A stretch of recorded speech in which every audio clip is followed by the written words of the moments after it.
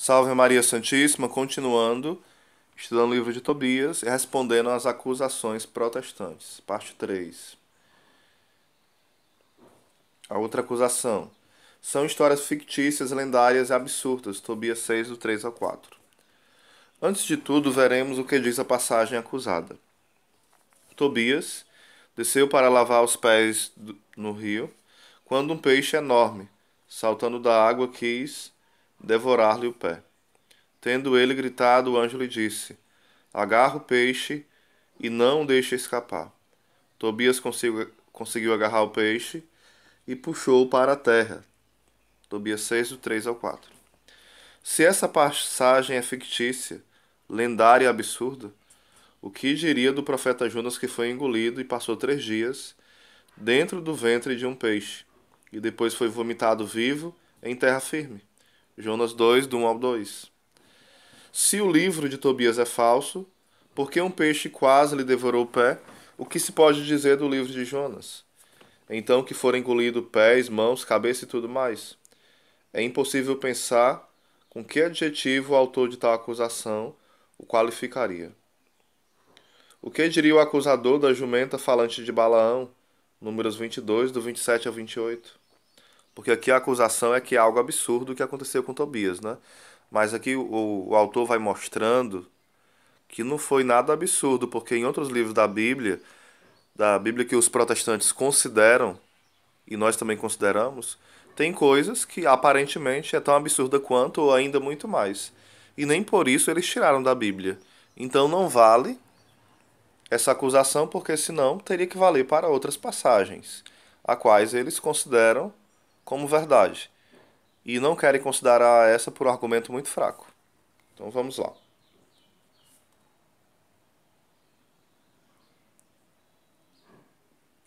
Os protestantes procurarão todas as respostas possíveis sobre a questão da jumenta que falou, né, e de Jonas. Tais, como Deus pode tudo, foi vontade de Deus, foi Deus quem falou. Mas o livro de Tobias, ele o tem como simplesmente lendário, movidos por um sentimento de desprezo contra o santo livro. Outra acusação. Queimar fígado de peixe expulsa demônio? Não, só o nome de Jesus. É o que eles vão acusar sobre o livro de Tobias, aonde é queimado o fígado do peixe e o demônio é expulso, né? Está em Tobias 6, do versículo 6 a 8. Essa acusação entra em contradição com a própria Bíblia. Essa é a acusação, né? Que eles fazem e aqui vamos tentar responder. Essa acusação entra em contradição com a própria Bíblia, pois ela mesma relata outras formas de expulsar demônios, a exemplo dos lenços e aventais de Paulo, que foram usados para expulsar demônios. E Deus, pelas mãos de Paulo, fazia maravilhas extraordinárias, de sorte que até os lenços e aventais se levavam do seu corpo aos enfermos, e as enfermidades fugiam deles, e os espíritos malignos saíam. Atos 19, do 11 ao 12. Também Davi expulsou os demônios de Saul através da música de sua harpa. E sucedia que quando o espírito mau da parte de Deus vinha sobre Saul, Davi tomava a harpa e a tocava com sua mão. Então Saul sentia alívio e se achava melhor, e o espírito mau se retirava dele. 1 Samuel 16, 23. Em nenhum lugar dessas passagens foi usado o nome de Jesus na expulsão dos demônios. O livro de Tobias está no Antigo Testamento, portanto não tem nada a ver com o nome de Jesus. Imagine os profetas do Velho Testamento expulsando os demônios em nome de Jesus, sem Jesus nem sequer ter vindo ao mundo. Ainda, né? E ter se dado conhecido aos homens. Como é que se expulsavam demônios em nome de Jesus no Antigo Testamento? Além do mais, o livro não ensina que a queima do fígado de peixe expulsa demônios. O anjo respondeu-lhe: Se puseres um pedaço do coração sobre brasas, a sua fumaça expulsará toda espécie de mau espírito, tanto do homem como da mulher, impedirá que ele volte de novo a eles. Tobias 6:8. O que aconteceu posteriormente? Quando terminaram de comer e beber, quiseram dormir. Levaram o jovem e o acompanharam até o quarto. Tobias então lembrou-se das palavras de Rafael e retirou da sua bolsa o coração e o fígado do peixe e os colocou sobre as brasas do incenso. O odor do peixe manteve à distância o demônio, que fugiu para as regiões mais remotas do Egito.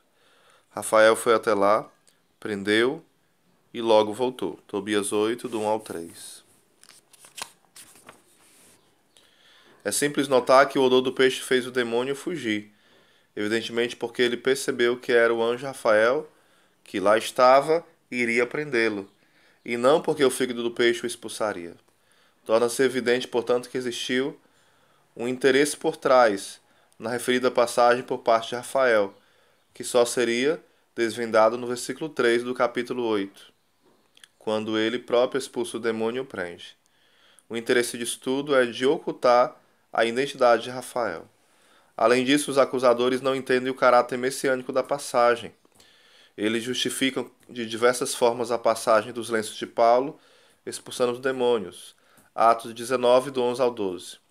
Ou o caso da serpente de Moisés, números 21, do 4 ao 9, argumentando, por exemplo, que a serpente é uma representação de Cristo.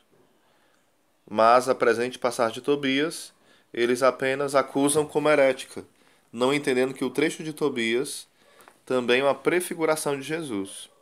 Temos ciência de que o primeiro símbolo de Jesus Cristo era um peixe. Daí os primeiros cristãos representá-lo como ictus, peixe em grego, isto é, o acrônimo de Jesus Christus Theo, ou Ius Soter, traduzido como Jesus Cristo, Filho de Deus, Salvador. Este é, pois, um dos primeiros símbolos do cristianismo. Lá em Jonas 2, né? Mostra o peixe que engole, a baleia que engole Jonas, que ali será um símbolo da ressurreição de Cristo depois, né? Em Tobias, o coração do peixe simboliza o amor de Cristo.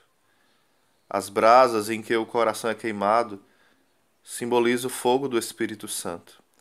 A fumaça que afugentou o demônio simboliza a fumaça do incenso com a qual o sumo sacerdote incensava a arca da antiga aliança, em Levítico 16:13, prefigurando assim a mediação de Cristo, o único sumo sacerdote da nova aliança em Hebreus 4:14, o qual incensa o altar celestial.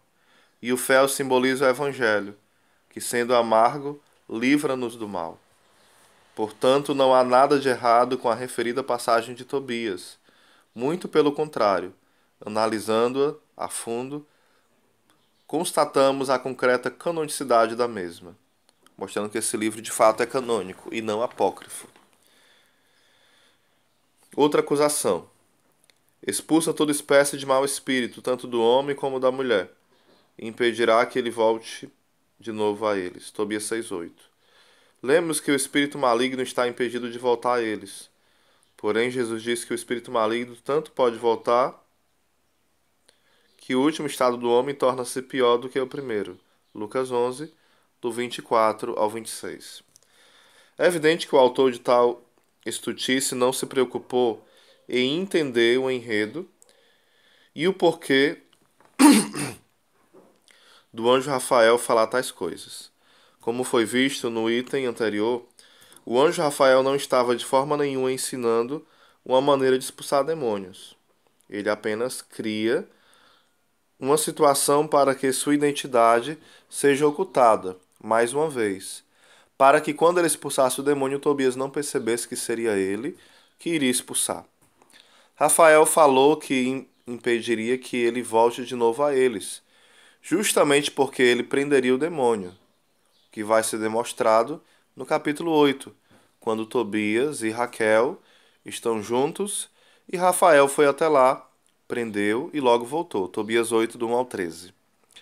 Estão juntos e Rafael foi até lá, prendeu logo e voltou. Logo ele não iria voltar, pois estaria preso. Em outras palavras, o homem e a mulher que Rafael menciona no capítulo 6 são justamente Tobias e Sara, e o demônio seria impedido de voltar porque ele o prenderia. Sintetizando, homem e mulher nos quais o demônio não voltaria, Tobias e Sara. Por que o demônio não voltaria? Porque Rafael o prendeu. Porque vemos que não há nenhuma contradição com as palavras de Jesus no Evangelho de Lucas, capítulo 11. E mesmo que realmente Rafael estivesse falando que o demônio estaria proibido de voltar a eles, em nada iria contradizer Jesus, pois ele mesmo diz. Jesus, vendo que a multidão concorria, repreendeu o espírito imundo, dizendo-lhe: Espírito mudo e surdo, eu te ordeno, sai dele e não entre mais nele. Marcos 9, 25. Jesus está aqui proibindo o demônio de voltar, a mesma coisa que se dá no livro de Tobias. Se Tobias é falso, porque diz que o demônio estava proibido de retornar, então Marcos também o é, da mesma forma. Estaria Jesus contradizendo suas palavras? Marcos colocou palavras na boca de Jesus? Só Jesus pode falar que os demônios não podem voltar e Tobias não? Ou este é mais um argumento espúrio, sem nenhum sentido dos protestantes? Outra acusação. Narração de anjos mentindo. Será que os anjos de Deus mentem? Não. Isaías 68, 8 e Oséias 4, 2. E em Tobias 5, do 1 ao 9, o anjo mente, segundo os protestantes. Vamos responder a acusação. A passagem é essa. O anjo respondeu: Que é que procuras? A raça do servo, ou o próprio servo, para acompanhar teu filho? Mas para tranquilizar-se, eu sou Azarias, filho do grande Ananias. És de família distinta, respondeu Tobite. Rogo-te que não me queiras mal por ter querido conhecer tua origem. Tobias 5, do 17 ao 19. Primeiro, o anjo não mentiu. Ele se passou por homem e relatou apenas a forma humana em que ele se encontrava, assim como vários anjos se fizeram em todo o decorrer da Bíblia. Isso é constatado, por exemplo, no caso de Ló, quando os anjos se passam por homens, Gênesis 19, do 1 ao 3, ou no livro de Juízes, capítulo 6, do versículo 20 ao 22, onde o anjo finge ser um homem, e somente quando ele desaparece é que Gideão percebe que se trata de um anjo do Senhor. Segundo, o nome fornecido por Rafael ao pai de Tobias era exatamente o nome demonstrativo de sua qualidade. Azarias significa o Senhor ajudou, porque ele foi enviado pelo Senhor Deus Pai para assim ajudar Tobias em sua missão. Ananias significa o Senhor tem sido misericordioso por atender ao pedido de Tobite, pai de Tobias. Posteriormente, o próprio Rafael revela sua real identidade para assim mostrar quais eram os planos de Deus. Em Tobias 12, o versículo 11, do 13 ao 15. Se o disfarce de Rafael for um critério para a sua exclusão da lista dos livros sagrados, porque o seu relato seria uma mentira, então teremos que excluir vários outros livros da Bíblia, como por exemplo o livro de 1 Reis, do capítulo 22, versículo 21 ao 23. Aqui o próprio Deus manda espíritos de mentira na boca dos profetas. Será que 1 Reis também não é canônico porque Deus coloca espíritos de mentiras nos profetas? Os grandes patriarcas também mentiram e não foram julgados por isso. Antes, o propósito com que a mentira deles foi dita é o que torna legítima a ação, ou seja, o que importa para Deus é a intenção, o propósito da ação. Abraão mentiu dizendo que sua mulher Sara era sua irmã, para livrar sua pele. Gênesis 22. Gênesis 20, versículo 2. Jacó se passou por Esaú como primogênito, e mesmo assim foi abençoado por Deus. Em Gênesis 27, versículo 19. Deus beneficiou as parteiras que mentiram ao faraó para proteger Moisés. Êxodo 1, do versículo 15 ao 21. A prostituta Raabe mentiu para os homens do rei de Jericó, para proteger os espiões israelitas. Josué, capítulo 2, versículo do 1 ao 6. Eliseu mentiu para os sírios, guiando-os para Samaria. Segundo Reis, capítulo 6, do versículo 8 ao 23. Geu mentiu para emboscar e matar os adoradores de Baal. Segundo Reis, capítulo 10, do versículo 18 ao 28. Sansão mente 3 vezes a Dalila. Juízes 14, versículo 9, Juízes 16, do versículo 4 ao 21. Não é encontrada em parte alguma da Bíblia condenando ou criticando Raabe, Eliseu, Ogel, Sansão, Abraão, Jacó ou qualquer outro personagem citado acima por terem mentido. Ao contrário, ao lermos esses relatos bíblicos, torna-se claro que eles fizeram o que era certo aos olhos de Deus. Aliás, vemos em Tiago 2, versículo 25 e Hebreus 11, versículo 31, a atitude da prostituta Raabe sendo citada como um bom exemplo. Chega-se à conclusão, então, que mais essa passagem é apenas uma difamação do livro de Tobias, e que não tem fundamento nenhum eles não aceitarem por causa desse motivo. Senão teria que excluir todos esses livros citados também.